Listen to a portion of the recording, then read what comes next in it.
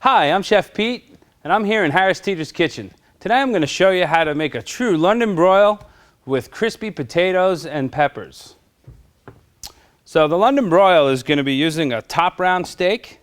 Here we have a nice thick, maybe about 2.25 pound steak. We're going to cook this in a broiler today. That's where London broil actually comes from. You're broiling a steak.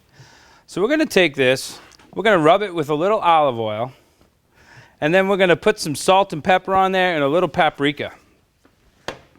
So just a small amount. You don't have to put a lot, just a small amount of olive oil. Spread it around. And we're going to place that on the other side too. And then we're going to want to season that. So a pretty thick cut of meat. You're going to want to have a good amount of salt on there. I want to get that flavor to go all the way through. Same thing on the other side.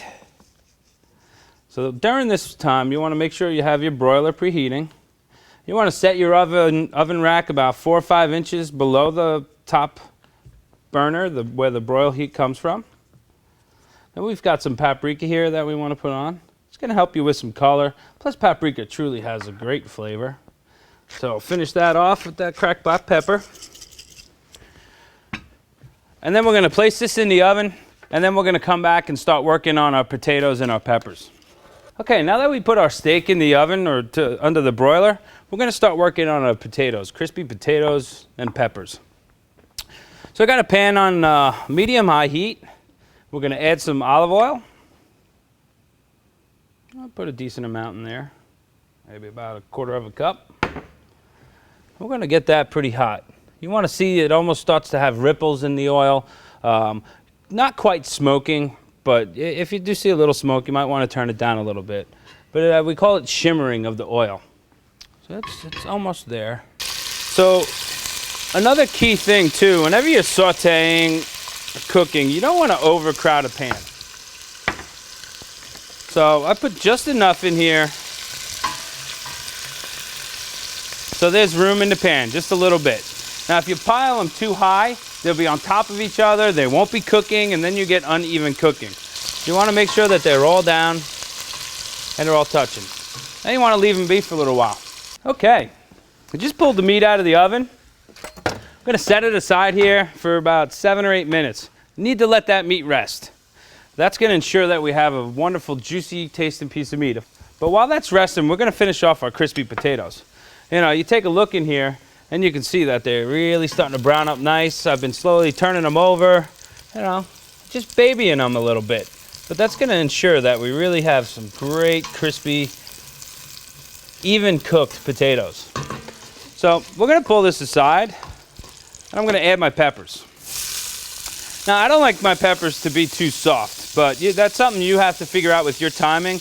I like them to have a little tiny crunch to them. Or just cooked, maybe what we'll call al dente. So we're going to put them in. And push the potatoes on top because they're pretty much where I want them to be. And get those underneath. And we're going to let those cook probably for about 5 or 6 minutes. Okay, now that we've let our steak rest and we've been cooking our potatoes and peppers, you take a look, they're looking real nice. We got some color on those peppers. We're just going to finish this dish off. So I'm going to pull this off the heat. Pull it back. Now I want to season it again because now we added some of those peppers in there, right? I want to just add some more salt and pepper.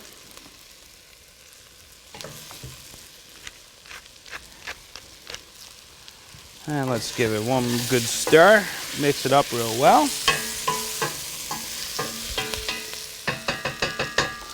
Then we're going to put that in our little serving bowl here. Gonna spoon that out. Look at it. Not only is it going to taste good, it looks nice, some bright colors, good mix of colors. Put that aside. And now we're going to slice up that meat. So my suggestion here is to just turn it almost like it's a regular steak. And you're going to slice real thin on a bias. And what that's going to do is pretty much make sure that you're cutting across that grain. Now, it doesn't have to be exactly like a 90 degree cut across the grain, but you want to just make sure that you're cutting it across it. Look at that. It's got some nice color, cooked to a really good medium rare. I love a carving steak like this. I mean, you could put so many different flavors on this, cook it on your grill. Again, you can broil it as we just did. I'm Chef Pete here at Harris Teeter's Kitchen, and this is a London broil with crispy potatoes and peppers. Enjoy!